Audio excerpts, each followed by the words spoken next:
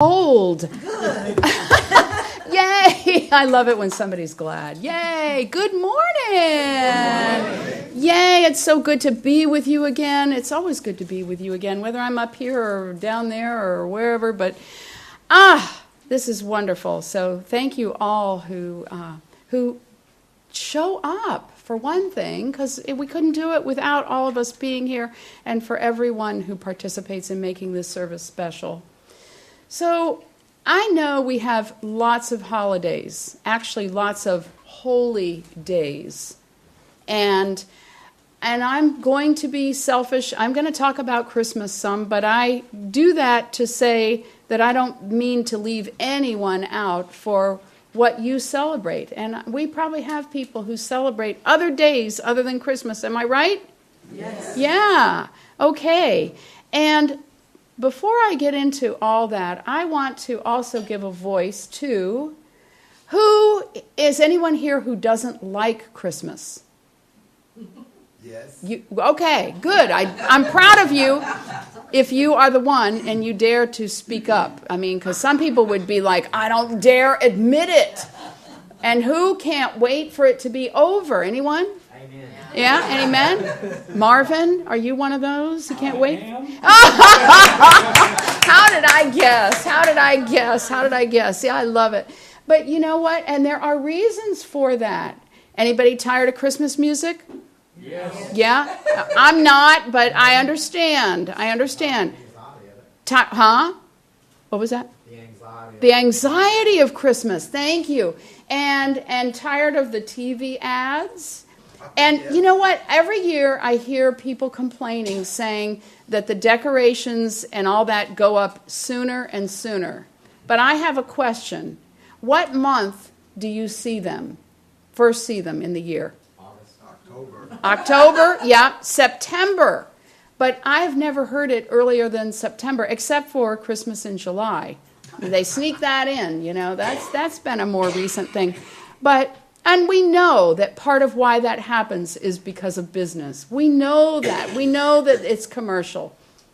But my challenge is that I think we can take it and make it wonderful no matter what. No matter what they throw at us. No matter how much commercialism and all that, I think we can make it wonderful. So we do know, though, that Christmas is one of the hardest times of year for a lot of people. It does bring about anxiety to many and depression. We even talk about the Christmas blues, the Christmas, I think it might even be a diagnosis for some that whether it's official or unofficial, the holiday blues are very real. It's a very lonely time for some people, especially because there are expectations with it that really challenge people who would rather be maybe in their comfort zone to what they're used to, and then all of a sudden here's all this noise and all this expectation and things that some people just want it to be over. So I actually think that what I think we really need to do individually is make our own rules. There was one year that Des and I said, we're going to make our own traditions. And I invite you to do that. Make your own traditions. Find out what speaks to you and do that. Now, what I would encourage is don't assume that your rules and your traditions are for everyone. I can't assume that mine are for everyone. I mean, every year, I seek to bring about that sense of wonderment that I first learned from Christmas as a child. And it's incredible. It's huge. And I know some of you know that. You love it. But, you know, there are people who set rules not to give presents. And they try to say, are we giving presents? And when somebody comes to me with that, I say, you make your own decisions. Don't ask me if I'm going to give you a present so that you can decide whether you're going to give me one. Because if you ask me that, I mean, chances are I'm going to say yes. Because, I mean, I love to get them and I love to give them. But at the same time, if it's not for you, you need to answer that within yourself. And it doesn't even have to be everybody else's business. So we know that Christmas is a challenging time. So what happened to Ebenezer Scrooge? Now, that's an interesting story, that A Christmas Carol with Ebenezer Scrooge comes up every time this year. Every time of year at this time, we know that we often hear about Ebenezer Scrooge. And I think it's an interesting story.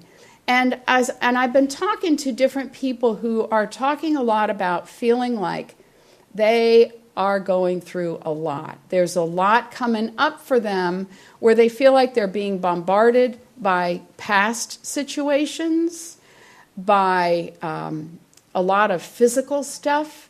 People are talking about feeling like they're purging emotionally and physically. They feel like they are being visited by, another word for, the ghosts of Christmas past, Christmas present, Christmas future, the ghosts that are waking them up and saying, hey, I'm here. Are you going to deal with me? Are you going to look at me? Can we make something good out of this? Can we put this into a different perspective? Where is it that it says, be ye transformed by the renewal of your mind? I think that's what this season gives us, an opportunity to be transformed. So Scrooge, as he was visited by these ghosts, oh my gosh, he changed. He became merry. He became giving. He became kind. He became filled with joy. I love the readings for this morning. One of my favorite affirmations is, the joy of the Lord is my strength. And it is, but I will sometimes change that to say, the joy of the law is my strength. The joy of the spiritual law. The joy of the source, which Lord could also be. The Lord of my being, the source of my being. The joy of the source that is in and of all things, and that cannot be denied no matter what is going on in the outer, and even no matter what chatter is going on in the inner realms of my being. The joy of the Lord is my strength.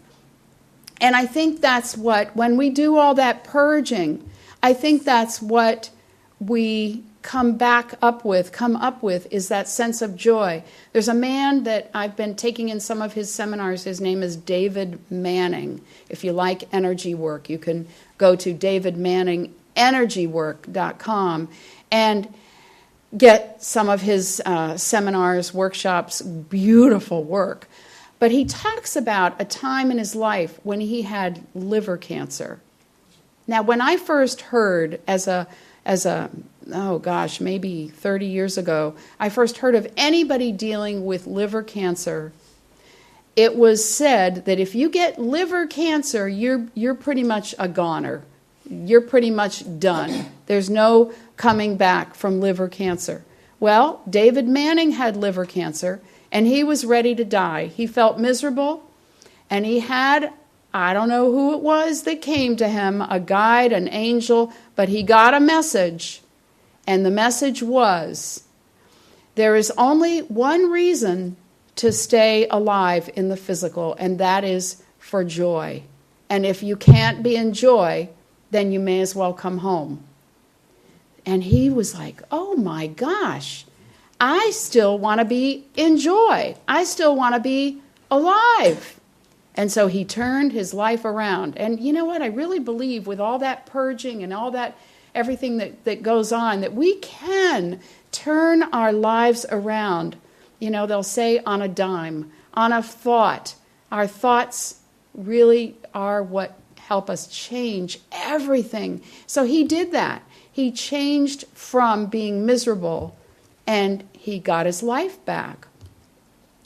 So Christmas for me as a child was filled with incredible wonderment. And like I said, I still aim to capture that. I remember I saw lights back then, and I still have an interesting way of seeing it now, even though my eyes are both prosthetics. but I still take that light in some interesting way. But I stared at the tree. I stared at the lights. And I remember the feeling and the smell of the trees and the different pine needles and the different wrapping paper. And I was thinking about it last night.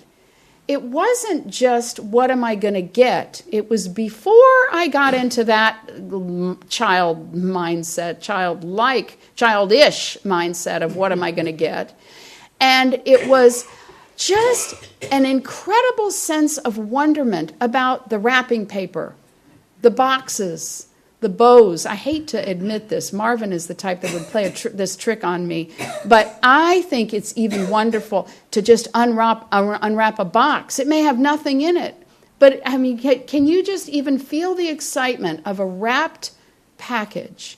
That's where, as much as I'm into recycling, I think wrapped presents are really, really awesome. And they might even be empty, which is like, oh, well, okay. But you know what? It brings back that feeling of that first discovery, that sense of wonderment and all those different shaped packages and the different smells and the smells of the holiday food and all that. So I think our job, our task is to get beyond the five senses and bring the wonderment into ourselves in another way and from ourselves. So we think about the birth of Jesus. Now, there are people who believe that Jesus was not the original reason for the season, that Christmas had origins that really were not about the birth of Jesus.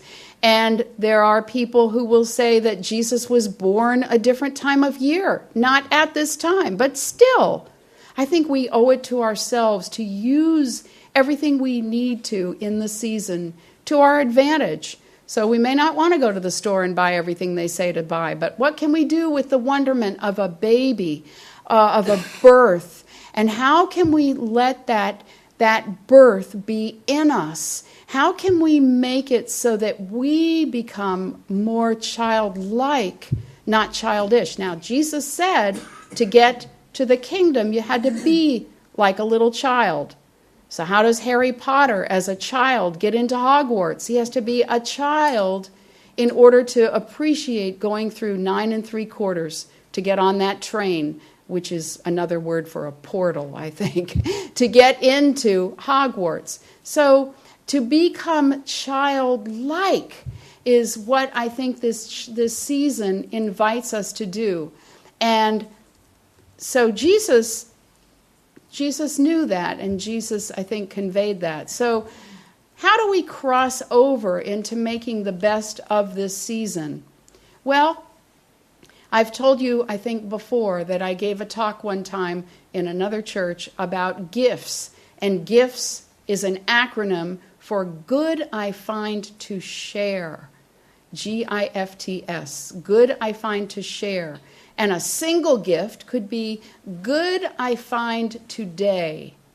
So what is the gift or the gifts that I find to share? And they could come from so many things. They don't have to be wrapped presents. They don't have to be material. It might be the gift of time. It might be the gift of kindness. It might be the gift of compliments. And it might be Des and I have talked about tithing, that tithing could be lots of things. And it's not always financial, but certainly I don't want to discourage that in any way. But also, I want to say something about regifting, because a lot of people think that regifting is tacky. But regifting is keeping your good in circulation. It's allowing something that you may not be using to be used by someone else who's going to appreciate it even more.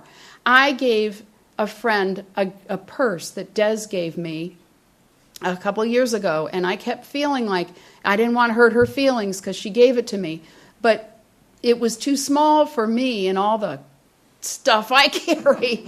But I thought that it was more fitting for this other friend. This friend got that, and she was like, oh, I love it. She said, and I love it that you used it because it has your energy. And I also managed to leave 3/4 in it. So her husband liked that even more. But he had a matching bag. And so they both have matching bags, and they can go around, and they could even trade. But my mother always said it was fitting to put even a penny or a dollar or a coin into a purse that you give to somebody, because it's a symbol of prosperity. So I didn't even know I left those in there. I was afraid I hadn't, but hadn't left anything in there. So I was glad that I did. But we know that presents, Presents, plural gifts. And we also know that that's the same word for different spelling for Presence. I've talked about that here before. So the presence, ENCE, and we're practicing the presence, ENCE, along with the ENTS that we might choose to share with others. And then I've talked about the single present being the word Precent. And remember, it says, before ye call, I will answer. Before our needs might even be known by us, they are known and anticipated by that source of our being, that our good is present, especially as we stop that mind chatter. I had something the other night that was just kind of like, it was in my craw, upsetting to me. And I knew I was in the way. And I was like, I need to stop this chatter. And I did. And there was really nothing to worry about. That's one of the mantras or affirmations I keep getting lately, is there's nothing to worry about. So as we get out of the way, we can amp up our spiritual awareness in this season. We can amp up our sense of wonderment and use that not only for all that stuff out there that goes along with this season, but what are we aware of spiritually? Now, Des said one time, and I thought this was brilliant. She said that she feels that when people are wanting material things of all kinds, what they're really wanting is the light. They're really seeing, in a way, inwardly, the light, particularly like jewelry and some of those things that flash and, all kinds of things, wanting that light. So I was thinking about, Des and I love to watch the things on TV, the light displays, the contests. Is it CBS or ABC? I don't know. It's neither. I think it's on another channel. Oh, okay. Well, anyway, these Great Christmas lights. Incredible displays that people work on for months and sometimes years. And I'm thinking, what is this fascination with light that we have? And another thing that came to me about it last night is that, again, it's a reminder that we are the light. The light is within us, and it is us. And Jesus said, don't hide your light under a bushel. Don't hide your light. So it's for us to be that light, to let the melodies that are us, the rhythms that are in our lives and of who we are, to let those melodies come from us. Let our light be in the world to make manifest. That word realize is an interesting word. It's real eyes, REALIZE, to make real. So I think it's for us to know that we are the beauty of this season. We are the light. We are what wants to be expressed in the joy of Jesus' birth. So let us be the light of the world that we're meant to be. So let's go into a little bit of meditation here, and then we'll do our affirmation.